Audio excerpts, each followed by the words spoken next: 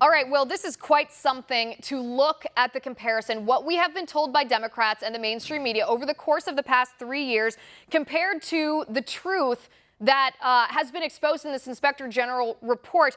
There cannot be a person in this country who could have confidence in the Democrats' narrative or mainstream media reporting after this.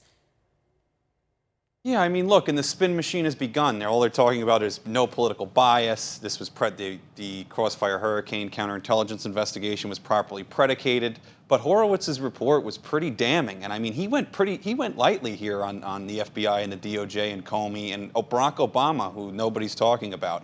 I find it implausible that the FBI was spying on an opposition campaign and Barack Obama had no idea about it. I mean, this is a huge deal. You have an incumbent party, the Democrat Party, spying on an opposition party and with no evidence.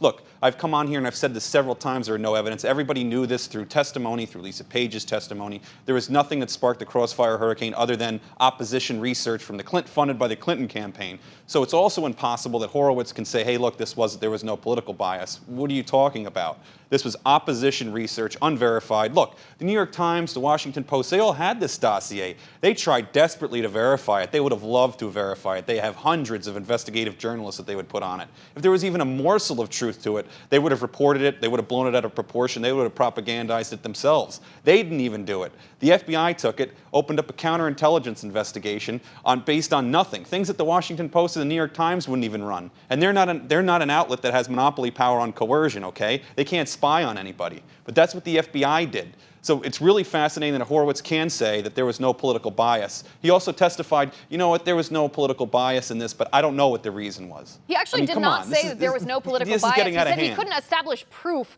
that there was. That is not saying that it didn't exist. That is saying that he cannot prove that it exists. Those are two entirely different things that the mainstream media is purposely conflating. I want us, Will, once and for all to put to rest the idea that this bias were mistakes, that these were errors of some sort. This is not the type of behavior that you accidentally do. This does not even qualify under the negligence standard. These are purposeful acts, willful acts to mislead courts, to spy on a private citizen who, when there's no justification for that private citizen to be spied on.